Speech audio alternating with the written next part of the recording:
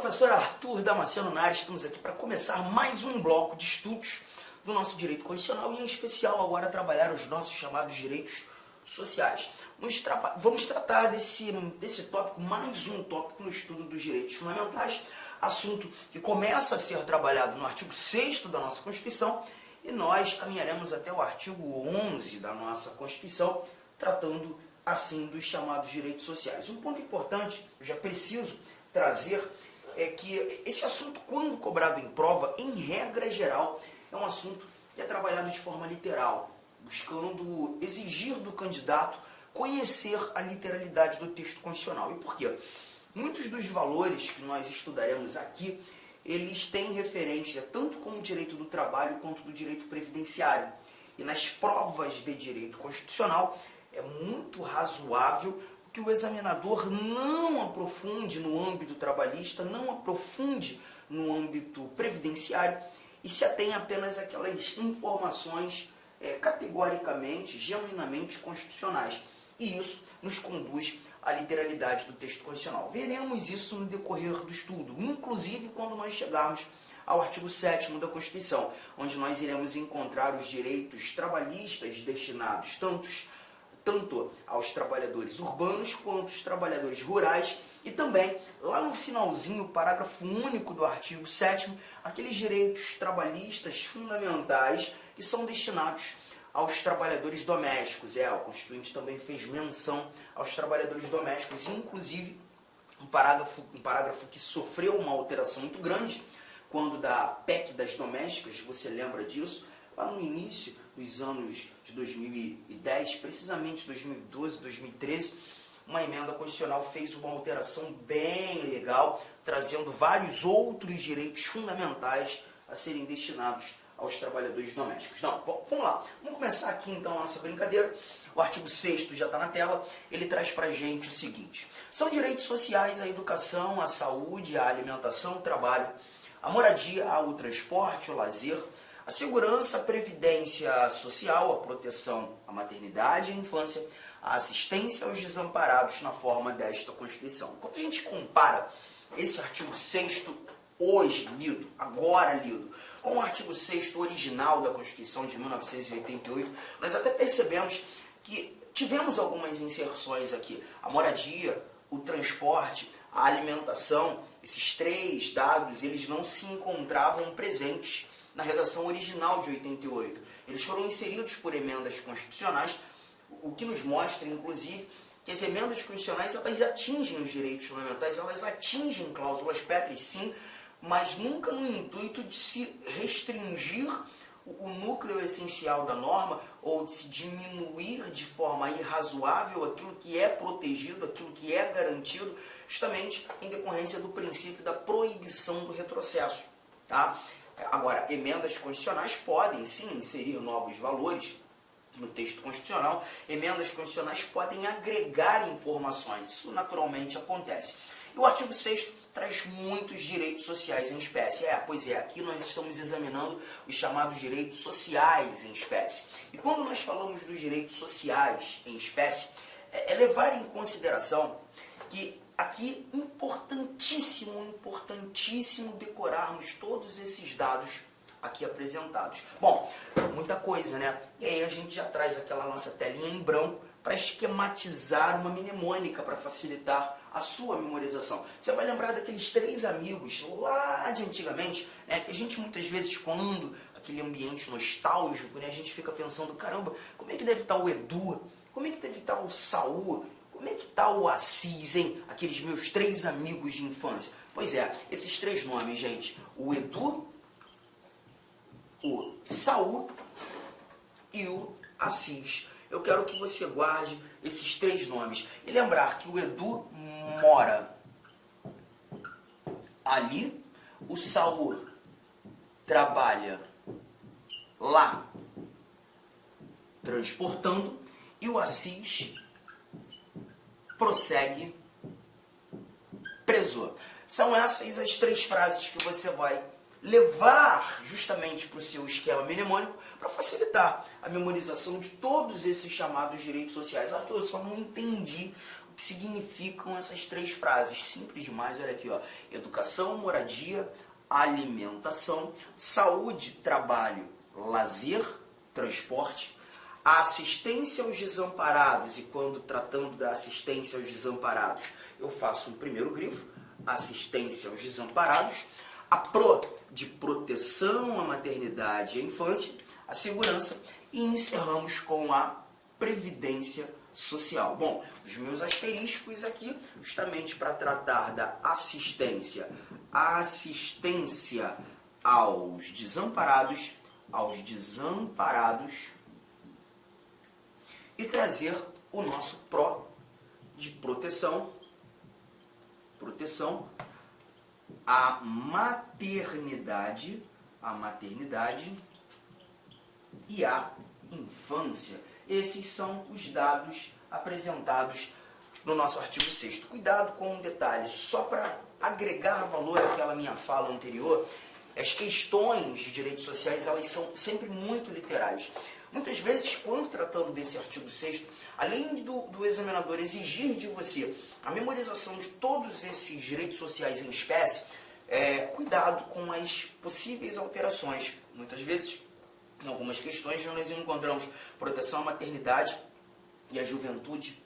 Não. Perceba que estamos tratando da proteção à maternidade e à infância. Então, são esses dados que você precisa ficar esperto. Isso aqui é um problema para muita gente, mas eu sei que esse problema deixa de sê-lo a partir do momento que a gente faz esse esquema. O Edu mora ali, o Saul trabalha lá transportando e o Assis prossegue preso.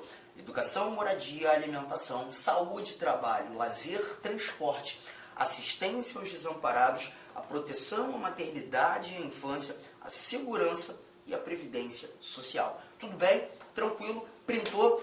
Print, porque agora a gente vai fazer, né, a análise mais uma vez desse nosso artigo 6º, a leitura que ele nos apresenta. Olha o que temos aqui, o artigo 6º, apresentando para a gente o seguinte, cadê você? São direitos sociais, a educação, a saúde, a alimentação, o trabalho, a moradia, o transporte, o lazer, a segurança, a previdência social, a proteção à maternidade e à infância, assistência aos desamparados na forma desta Constituição. Legal, só vou te pedir também para tomar cuidado com uma coisa, tanto a moradia quanto o transporte e a alimentação, esses meus três grifos, são direitos sociais em espécie que não foram apresentados pelo Constituinte originário. Eles foram inseridos nesse nosso artigo 6º por emenda constitucional. E quando nós temos as inserções desses três dados no artigo 6º, isso aqui agrega valor àquilo que já conversamos no artigo 5º da Constituição, quando discutindo a possibilidade das emendas constitucionais irem ao encontro daqueles dispositivos que se apresentam como cláusulas pétreas. Bom, o Supremo Tribunal Federal já concluiu, né, que os direitos fundamentais, e não apenas os direitos e garantias individuais, mas todo o grupo, todo o bloco de direitos fundamentais deve ser visto como cláusula pétrea.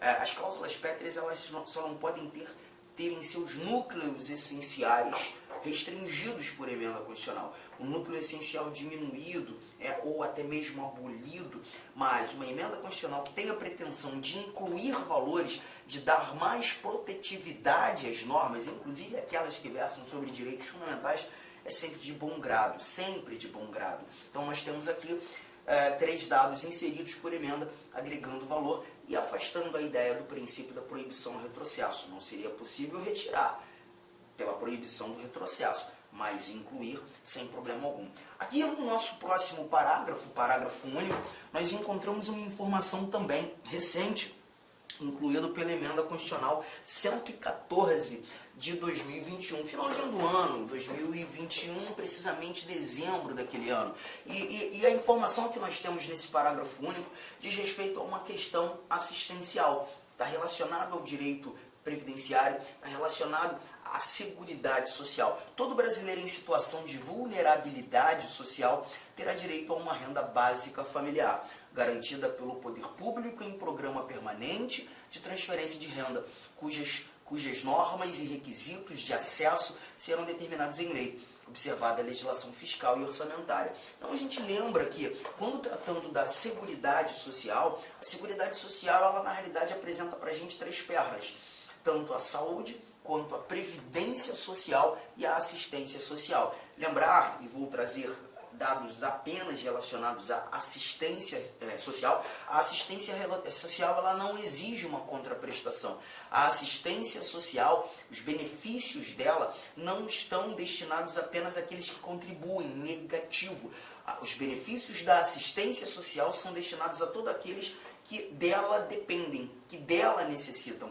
Engraçado, a Constituição, no âmbito dos direitos fundamentais, não falava tanto sobre a assistência social. Esse parágrafo único vem justamente resolver essa omissão, dizendo que todo brasileiro em situação de vulnerabilidade, ele terá, sim, a garantia de um benefício assistencial. Direito a uma renda básica familiar deve ser garantida pelo poder público. Hoje nós temos esse dado efetivando a ideia, né, daquela questão de se tratar diferentes, que são diferentes, da tal da igualdade material. A lei precisa desigualar os desiguais na medida de suas desigualdades. Tratamento diferenciado para quem precisa ser tratado de maneira diferente.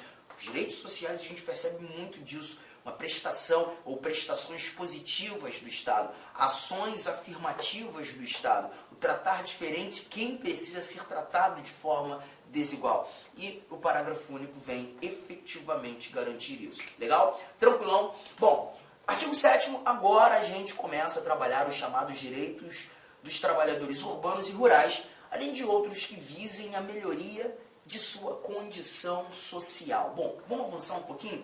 Eu quero começar examinando os 4 últimos incisos. Os 4 últimos incisos, 5, né? Que a gente começa a falar aqui do nosso 30, inciso 30. Tá aqui na telinha. E por que eu já vou matar esses 5 últimos incisos? 3 apresentados aqui na sua tela. Porque todos eles vão versar sobre proibições. Gosto muito de começar com essas proibições. São as proibições constitucionais no âmbito do direito do trabalho. Aqui nós temos o seguinte, ó, a primeira proibição de diferença de salários, de exercício de funções e de critério de admissão por motivo de sexo, idade, cor ou estado civil. A primeira proibição, né, não permitir essa diferenciação de salário, exercício de funções, critérios para admitir em relação a sexo, a questão de gênero, idade, cor, por óbvio, não é uma questão racial, e o estado civil. Legal. Segunda proibição, inciso de número 31. A proibição de qualquer discriminação no tocante a salário e critérios de admissão do trabalhador portador de deficiência. O que é literalmente plausível, literalmente razoável, né? Dar tratamento igual àqueles que são portadores de necessidades especiais. 32. Proibição de distinção entre trabalho manual, técnico, intelectual ou entre os profissionais respectivos. E aqui a ideia de não distinguir, de proibir a distinção, é de não dar maior privilégio para um, menor privilégio para outro. Todos devem ser tratados de forma idêntica. Legal? Mais um pouco o nosso inciso de número 33, que para mim é o mais chato que tem. A proibição de trabalho noturno, perigoso ou insalubre a menores de 18 anos e qualquer trabalho a menores de 16 anos, salvo na condição de aprendiz a partir de 14 anos, redação dada pela Emenda Constitucional 20 de 1998, está aqui uma remissãozinha, né? Nada de tão absurdo.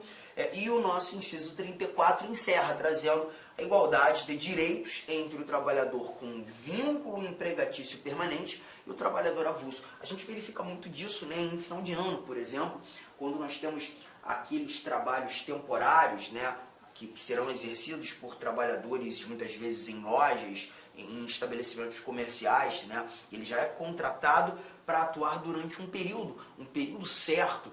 E aí a gente tem uma exigência de igualdade, né? Uma vedação, uma proibição de distinção entre o trabalhador com vínculo empregatício permanente e o trabalhador avulso. Ponto importante, ainda que o inciso 34 não tenha iniciado com a redação proibição, A gente verifica que aqui, quando da exigência de uma igualdade de direitos, nós temos a ideia de se proibir distinção de direitos. Então, por isso digo ser um grupo de proibições. Bom, te falei que o inciso 34 para mim é o mais chato de todos. E é o que muitas vezes perturba o candidato quando da análise de uma questão. Nós vimos 3 idades sendo citadas aqui: 18, 16, 14. E as questões costumam fazer aquela miscelânea, costumam fazer aquela mistureba, trazer as idades de forma equivocada, ou até mesmo estabelecer aquilo que está entre as idades de forma equivocada. Como é que você vai fazer para resolver teu problema? Tela em branco, como de praxe, e lançar aquelas 3 idades. Bateu o branco, você vai lançar os 18, os 16 e os 14, tá? 18, 16, 14. E vai lembrar de alguns detalhes acima dos 18, outros abaixo dos 14. Por exemplo, acima dos 18 eu posso exercer trabalho? Posso fazer alguma coisa? Sim. Acima dos 18 eu posso tudo. Óbvio, desde que seja legal, hein, gente? Pelo amor de Deus.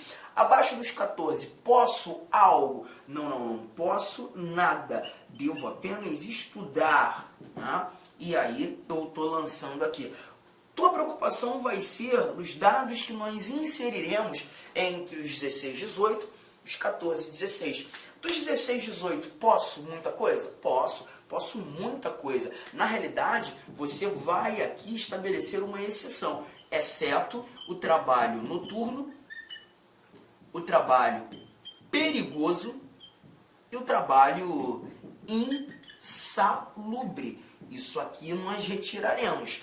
E dos 14 aos 16, você vai lembrar de um apenas, porque dos 14 aos 16, a única possibilidade é o trabalho, o exercício de menor aprendiz. E esses são os dados, um esqueminha rápido que você monta justamente para evitar qualquer tipo de problema nesse contexto. Acima dos 18 eu posso tudo, abaixo dos 14 eu não posso nada. Dos 14 aos 16 apenas aprendiz, dos 16 aos 18 eu posso quase tudo, exceto quando verificando trabalho noturno, trabalho perigoso e o trabalho insalubre.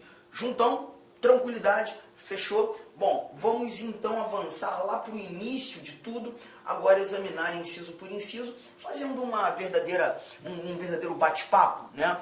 E levando em consideração aqueles dados importantes que devem ser grifados no nosso material. Como te disse, gente, as questões de direitos sociais, inclusive quando examinando esse artigo 7º, elas são muito literais, muito literais. E aqui, inevitavelmente, nós tomaremos um cuidado de não enveredarmos para o estudo do direito do trabalho, que não será exigido no âmbito do direito constitucional. Se você está se preparando para um concurso e traga a exigência do estudo do direito do trabalho, do direito processual do trabalho, outros 500.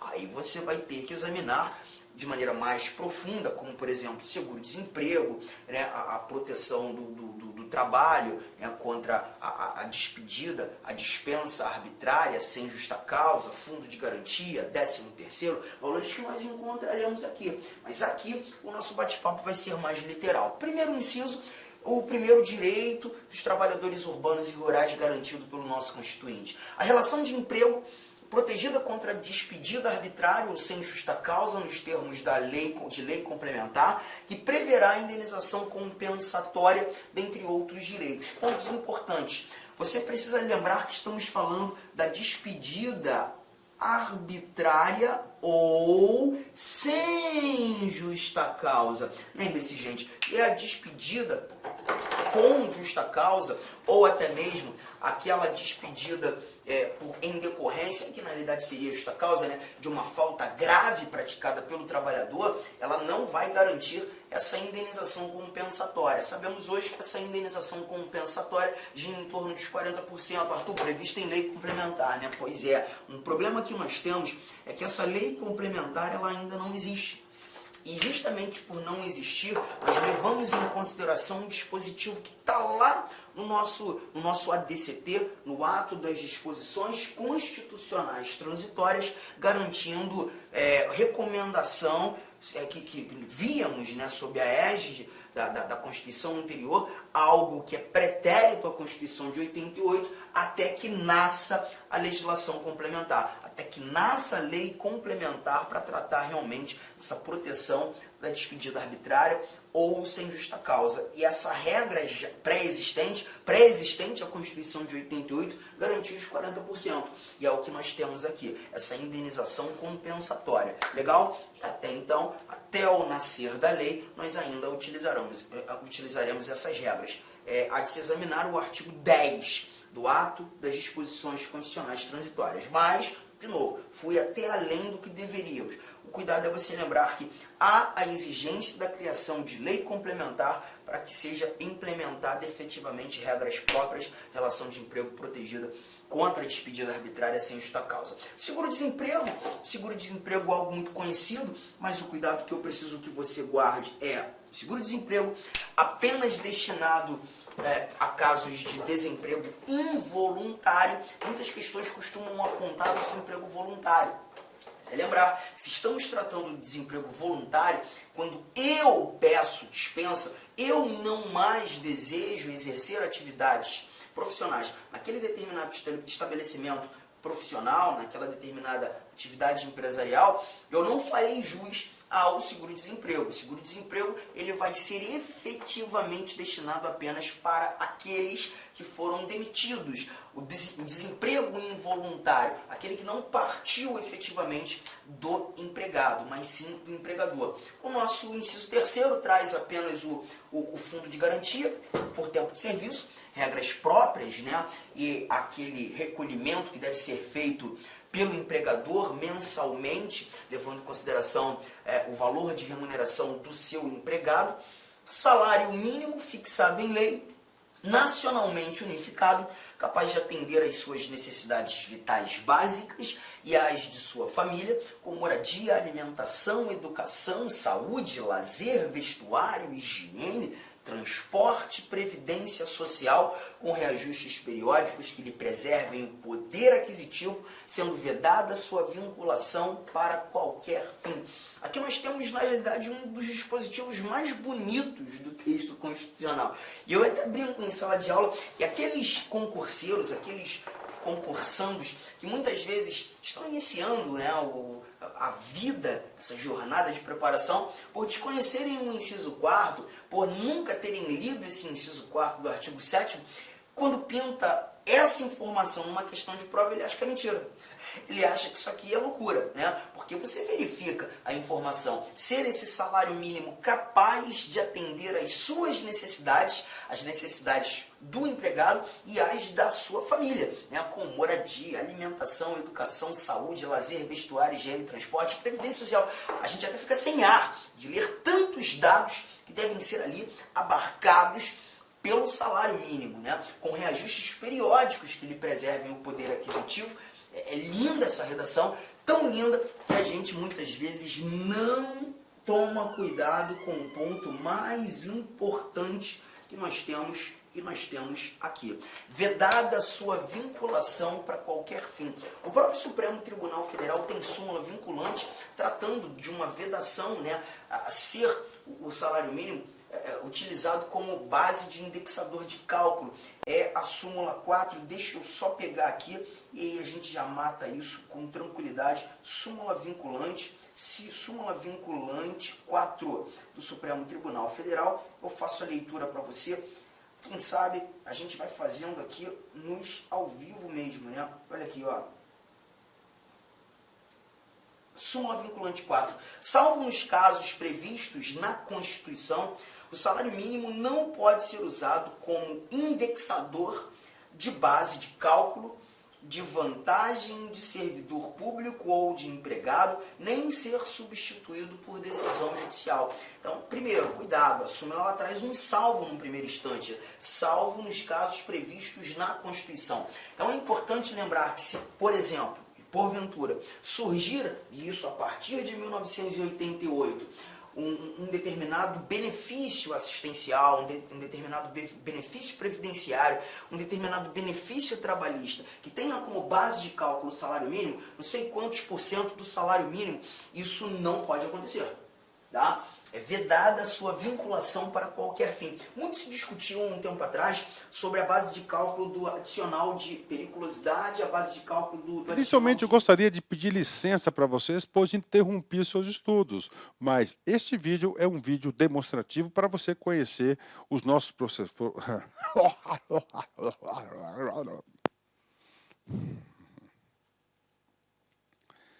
Inicialmente, eu gostaria de pedir licença para você porque interrompi os seus estudos, mas esse vídeo é um vídeo demonstrativo para você ter conhecimento, você ter uma demonstração da qualidade das nossas videoaulas. Eu sou o professor Lac, coordenador pedagógico da LA Concursos e especialista em concursos públicos. Somente este ano, em 2022, eu fui aprovado em 7 concursos públicos, é isso mesmo, 7 concursos públicos, e em 2022 a minha meta pessoal é de ser aprovado em 10 concursos por ano. E eu acredito que eu vou conseguir ser aprovado. E eu estou aqui para te ajudar nessa caminhada vitoriosa do concurso do INSS. O nosso curso online, ele é um curso super atualizado, super competitivo, ele fecha o edital, ele é top de linha e eu tenho certeza, se você seguir as nossas orientações pedagógicas, se você seguir o nosso cronograma de estudos, a nossa metodologia, que é o Personal Coach. O que é personal? É pessoal. O que é coach? Coach é pessoal. Coach é treinador. Então, você tem um treinador pessoal de concurso. Essa metodologia ela é baseada na ciência da administração, ou seja, resultado, meta. Todo dia você tem uma meta, meta. Cara, se você cumprir essa meta, cara, papo sério, cara, você vai ser outra pessoa e eu tenho certeza que você vai ter competitividade para ser aprovado. A LA Concursos não saiu do nada. O último concurso do INSS, por exemplo, que teve o edital publicado em 2015 e a prova foi aplicada, salvo engano, em abril de 2016, eram 2.000 vagas, 2.200 vagas, né? 2.200 vagas, e nós tivemos a honra de aprovar 204 alunos dentro, tá, do número de vagas. É isso mesmo, 204 alunos. E neste concurso, nesse certame, nós queremos superar a nossa meta. Essa turma, já tivemos 4 turmas pré-editais, agora a gente está na turma pós-edital do INSS 2022. Bacana? Professor, quanto custa? Está aqui, ó, apenas 10 parcelas de R$30 o nosso curso online, e nós temos o curso presencial também com transmissão ao vivo, né? Olha aí, né? Só para uma postagem do nosso Instagram lá de 2016, né? 204 alunos aprovados, ok? Meus amigos, minhas amigas, espero vocês aqui na LA Concursos. Vocês podem ter certeza que eu, professor Lac, eu farei de tudo mesmo, para que você atinja, alcance o seu resultado.